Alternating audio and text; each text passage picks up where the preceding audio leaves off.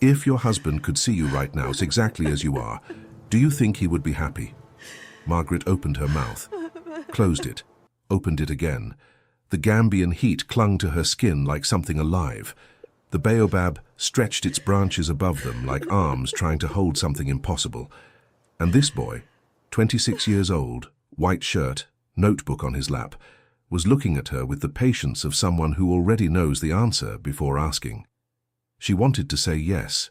She wanted to say George would be proud, that he'd look at her sitting under this tree in a country she couldn't find on a map 6 months ago and smile, that he'd say, "Well done, Maggie," that he'd hold her. But the lie wouldn't come out. Because Margaret knew George, knew him the way you know your own middle name, knew the way he read aloud to her every night, even when she pretended to be asleep, knew the smell of his coat after rain, knew the way he said "come on" every time she hesitated in front of anything, and she knew, with a certainty that ached in her bones, that George would look at the geraniums watered on schedule, and the shopping trips always on the same Mondays and Thursdays, and the Sunday phone calls measured to the minute, and he would say, "Maggie, what the hell happened to you?" "No," she said. Her voice cracked down the middle. "No, I don't think he'd be happy at all." The sentence came out and took something with it, something she'd been holding for almost 5 years, something she thought was grief, but wasn't. It was something else, something worse. It was permission, permission to stop, to shrink, to disappear slowly inside a house that smelled of silence and marmalade, and there, beneath a 400-year-old tree, in a country where she knew no one, a boy who could have been her grandson had just ripped that permission out of her hands with 6 words. Ismail didn't comfort her, didn't touch her arm, didn't offer a tissue. He simply nodded, as if she had answered correctly on a test she didn't know she was taking. "Then maybe," he said, "you still have some living to do." Choice. But to understand how Margaret Hughes ended up beneath that baobab, and why that question destroyed everything she thought she knew about herself, you have to go back to the beginning, to the day she almost didn't get on the plane. Before we continue, make sure you're subscribed to the channel and tell me in the comments which country you're watching from. I always enjoy seeing how far the stories I write travel across the world. Margaret Hughes had been invisible for exactly 4 years, 7 months and 12 days. Not literally invisible. She still walked to the Tesco Express on Mondays and Thursdays, still watered the geraniums, still answered the phone when Sarah called every Sunday at precisely 2 o'clock, never earlier, never later, as if checking on her mother were an appointment she couldn't afford to reschedule. But somewhere between George's funeral and the second winter alone, Margaret had stopped being a person and started being a routine. She woke at 6:15, made tea, ate 1 slice of toast with marmalade, read the newspaper, the actual paper one, because George had never trusted screens, and she'd kept the subscription out of loyalty, then habit, then something she couldn't name. At 9:30 she tidied the kitchen, though it was never untidy. At 11 she might walk to the library where she'd worked for 31 years, just to return a book she'd already read, just to hear someone say, "Morning, Margaret," in a voice that wasn't her own. She was 67 years old, and she had become her own ghost.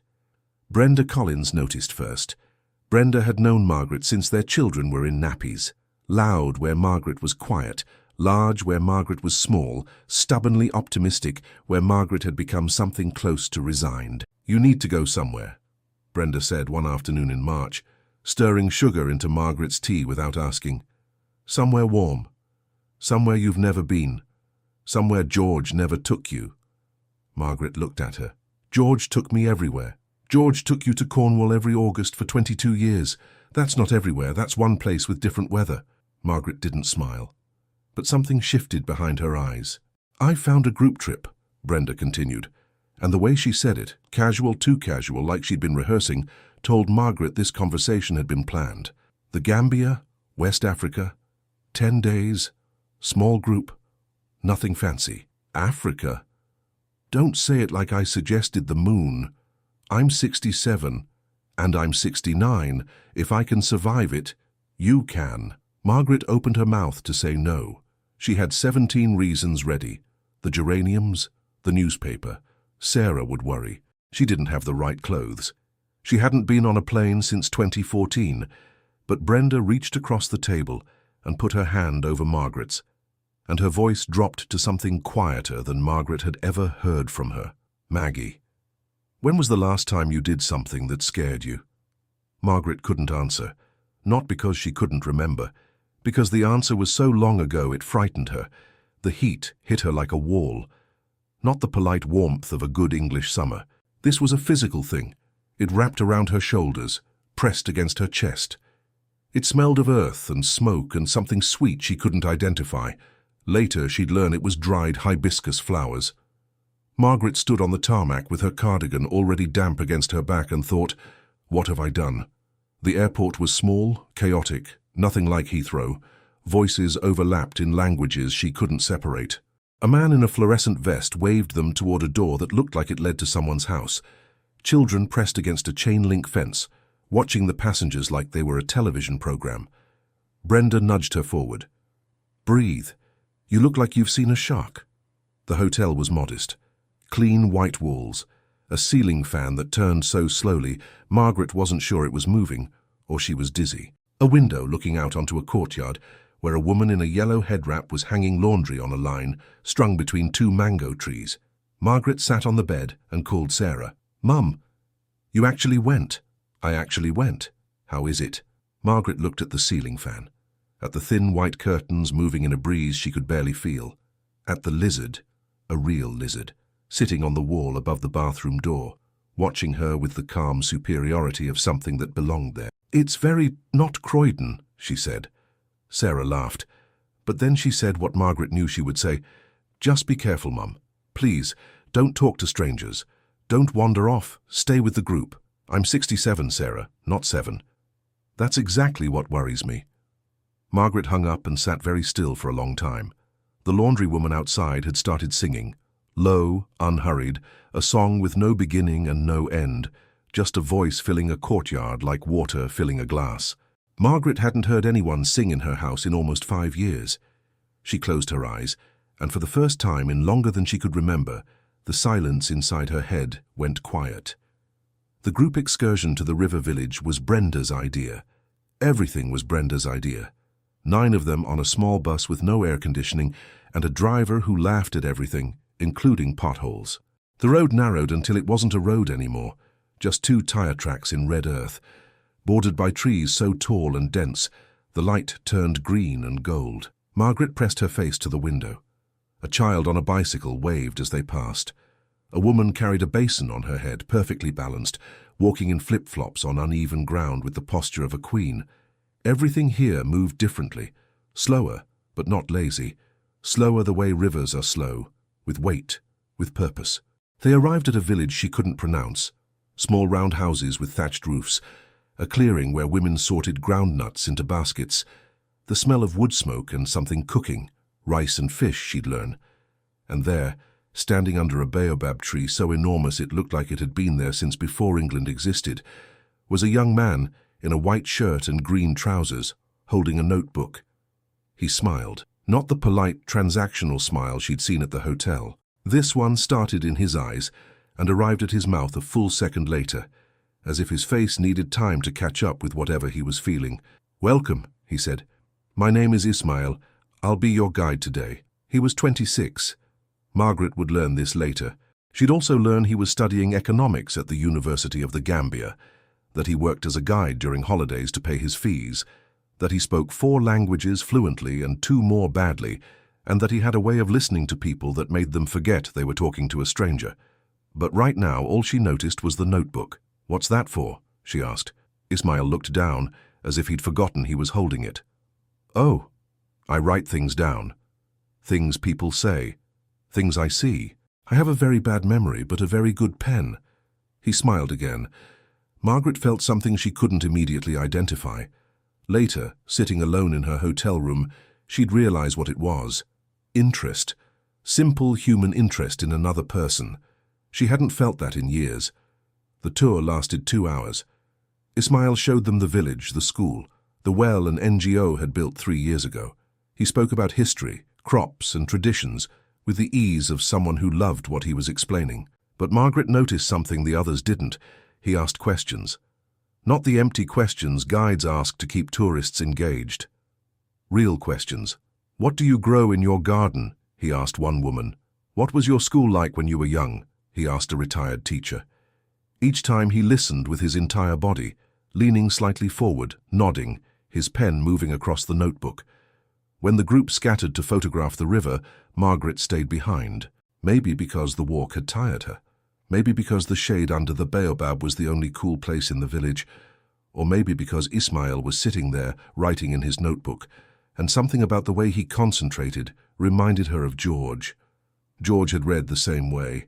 Total absorption, as if the rest of the world had agreed to wait. "May I sit?" Margaret asked. "Of course."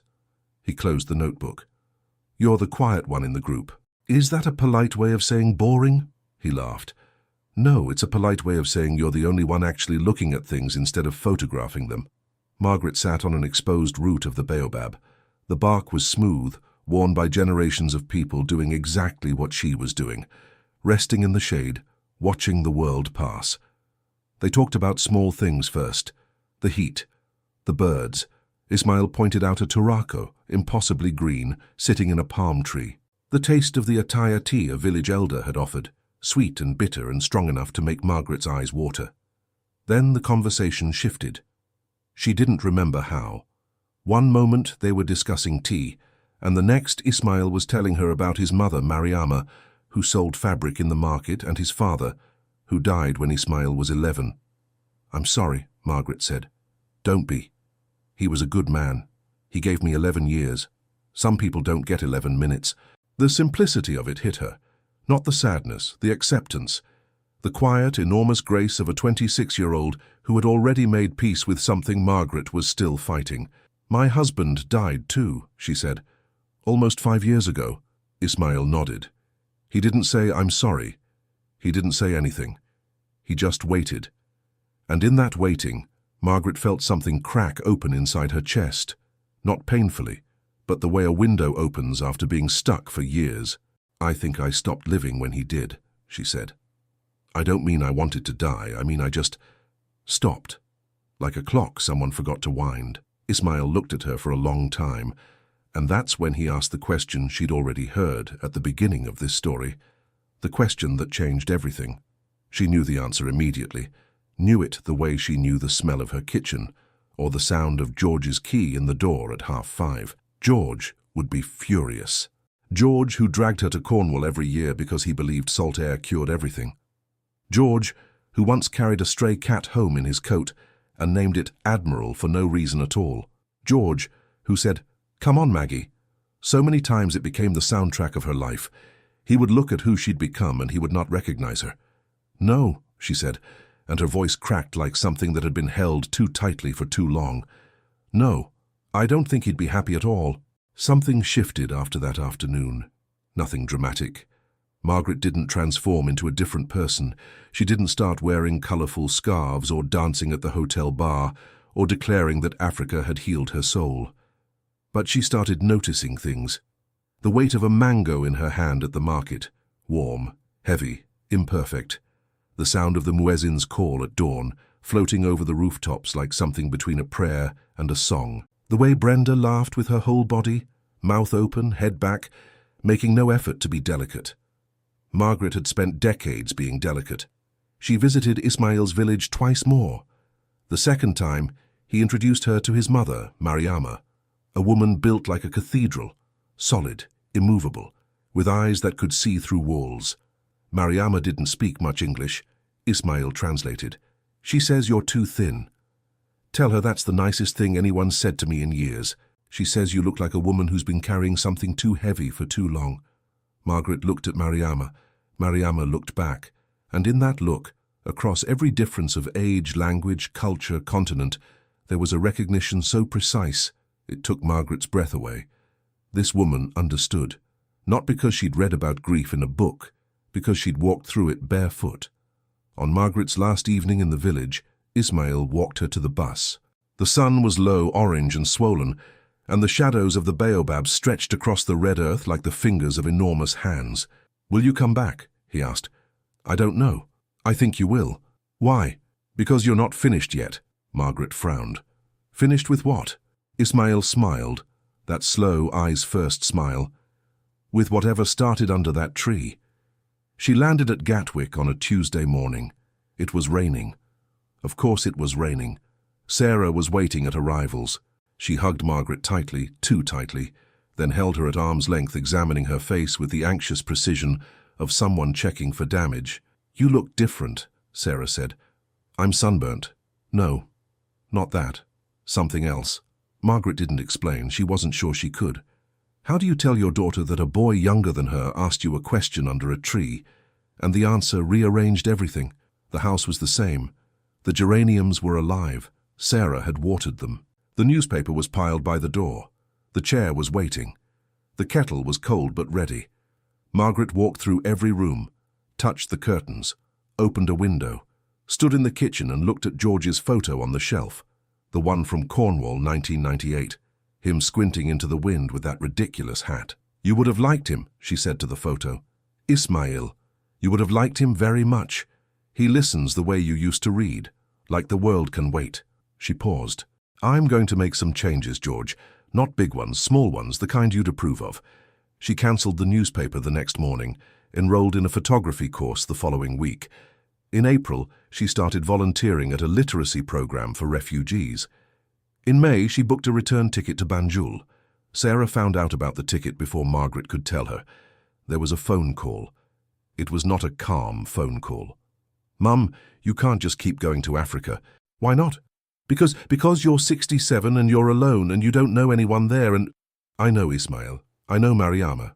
I know a village where a baobab tree has been growing for 400 years and nobody has ever once asked it to justify its existence." Silence. "Mum, is this about a man?" Margaret almost laughed. Almost. Because she understood why Sarah would think that. The internet is full of stories about lonely older women and young African men, about money and manipulation and broken hearts. But that wasn't this. "It's about a question," Margaret said quietly. "A question someone asked me. And I spent 67 years not knowing the answer. And now I do. And I'm not going to sit in this house and pretend I don't." Sarah didn't reply for a long time. Then, very quietly, "What was the question?" Margaret told her. And Sarah cried. Not because she was afraid, not because she was angry, because she realized, with the terrible clarity that only daughters understand, that her mother had been drowning in plain sight for 5 years, and she had called every Sunday at 2 o'clock and never once thought to throw her a rope. Margaret arrived in Banjul for the second time on a Thursday in June. No group, no Brenda, no schedule. Just Margaret, one suitcase and a camera she'd learned to use in the photography course, not George's old one, her own. Ismail was waiting at the airport. Same white shirt, same notebook. "Mrs. Margaret," he said. "Just Margaret." He smiled. They drove to the village in a taxi with no air conditioning and a cracked windshield. The driver played a cassette, actual cassette, of a kora player, the strings ringing like small bells falling down a staircase. Mariama was standing outside her house when they arrived. She took one look at Margaret, said something in Mandinka and laughed. "What did she say?" Ismail hesitated. "She says you're still too thin, but your eyes are different." "Different how?" he asked his mother. Mariama answered. A long sentence, musical, full of sounds Margaret couldn't separate. "She says before, your eyes were looking at the ground, like you were searching for something you dropped. Now they're looking ahead, like you're searching for something you haven't found yet." Margaret looked at Mariama. Mariama winked. Over the following days, Margaret photographed everything. Not like a tourist, like someone building evidence that the world was still worth looking at. She photographed children running through puddles left by the afternoon rain, fishermen pulling nets in the estuary at dawn, the water pink and gold. Mariama's hands sorting fabric, hands that had held babies, kneaded bread, wiped tears, gripped the earth during prayer, and still managed to be impossibly gentle. She photographed the baobab, every day at a different hour, in different light. And one evening, sitting under that tree with Ismail, she told him something she had never told anyone. "I was afraid I'd already lived the best part of my life, that everything good was behind me. George was behind me. Youth was behind me. Even the person I used to be, she was behind me too, and all that was left was the waiting. Waiting for what? Margaret looked at him. "I think you know." Ismail wrote something in his notebook. Margaret leaned over to look, but he closed it. "One day," he said. "Not today." She spent her last morning in the village sitting with Mariama, watching her sew cushions for the reading corner of a building that didn't exist yet, a library Margaret had mentioned once in passing and that Mariama had apparently decided was already real.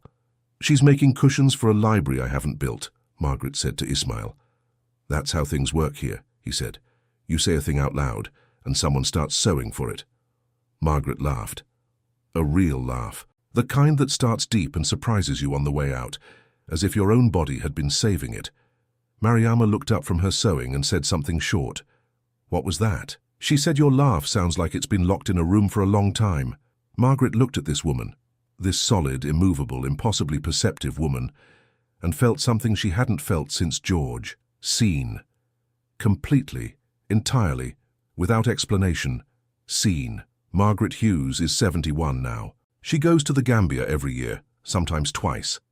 She funded a small library in Ismail's village, 12 shelves, 200 books, a reading corner with cushions that Mariama sewed herself. The library is named after George. Ismail graduated. He works for an education non-profit in Banjul now. He still carries the notebook. He still writes things down. Margaret and Sarah talk more often now, not every Sunday at 2, sometimes on Tuesdays, sometimes at midnight, sometimes for 5 minutes, sometimes for an hour. The schedule broke and something better grew in its place. Sarah visited the Gambia last March. She sat under the baobab. She met Ismail. She met Mariama.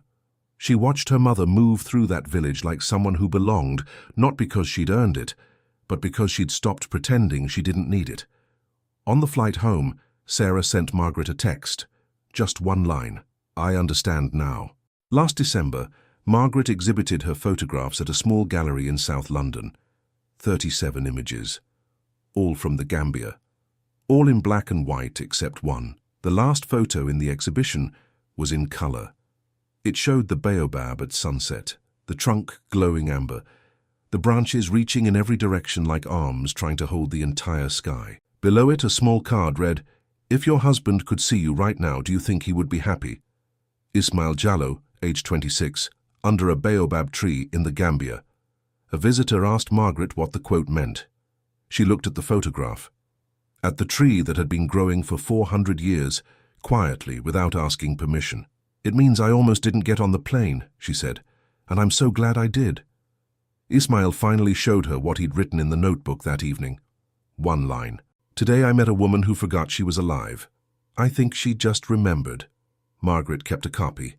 It sits on her shelf in Croydon, right next to George's photo from Cornwall. She doesn't need the newspaper anymore. She reads the notebook instead.